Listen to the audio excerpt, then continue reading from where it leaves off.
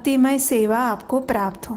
एकादशी तिथि के विषय में कहा गया है कि एकादशी तिथि शिशु वृंद की रक्षा के लिए जननी के समान है। रोगियों के उद्धार के लिए वो औषधि के समान है और सभी लोगों की रक्षा करने के लिए ही उसका प्राकट्य हुआ है। ये ऐसा व्रत है जिसका पालन करके हम न सिर्फ परम भगवान श्री कृष्ण को प्रसन्न कर सकते हैं, अपितु हम इस जन्म मृत्यु के चक्र से सदा सदा के लिए मुक्त भी हो सकते हैं।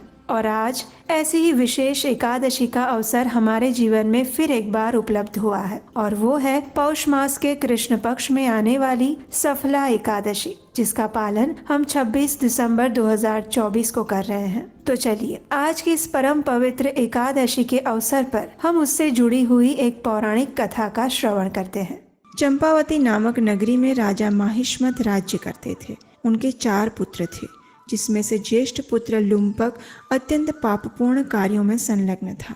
मांसाहार, नशा, द्युत क्रीड़ा, अवैध स्त्री संग, चोरी इत्यादि कार्य न जाने क्यों, लेकिन उसे अत्यंत प्रिय लगते थे।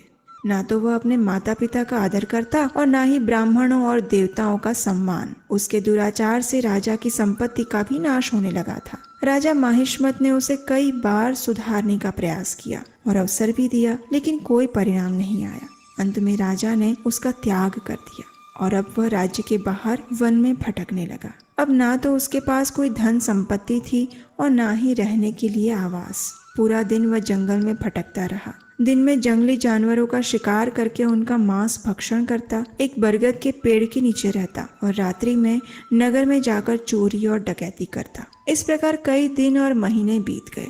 आखिर एक दिन पौष मास की सफला एकादशी आई। दशमी की पूर्व संध्या को वह बरगद के पेड़ के नीचे सोने का प्रयास कर रहा था, लेकिन तीव्र ठंड और अल्प वस्त्र के कारण उसे नींद नहीं आई। शीत लहरों के कारण उसके दांत कपकपाने लगे और सूर्योदय होने तक वह अधमरा जैसा हो गया। अगले दिन एकादशी थी। शरीर की दुर्बलता के कारण वह किसी प्राणी का शिकार भी नहीं कर पाया, इसलिए संध्या तक वहीं पेड़ के नीचे बैठा रहा और अंत में कुछ इधर उधर से पेड़ों से गिरे हुए फल एकत्रित करके मुश्किल से वापस बरगद के पेड़ के नीचे आ पाया। उस दिन न जाने क्यों, लेकिन वह अपने इस जीवन के लिए प्रायश्चित करने लगा था। मन ही मन उसने अपनी आंखें बंद करके भगवान से प्रार्थना की और मानसिक रूप से उन फलों को भगवान को अर्पित किया। और वो दिन था सफला एकादशी का। उस रात्रि भी अत्यंत ठंड के कारण वह पूरी रात जागता रहा और इस प्रकार अनजाने में ही उसके द्वारा किए गए एकादशी व्रत पालन और तपस्या से भगवान श्री हरि उस पर प्रसन्न हो गए। अगले दिन जब सूर्योदय हुआ तो एक सुंदर श्वेत और तेजस्वी घोड़ा लुम्पक को ढूंढता हुआ उसके पास आया। उस समय आकाशवाणी हुई, जिसने कहा, हे लुम्पक, यह घोड़ा तुम्हारे लिए है।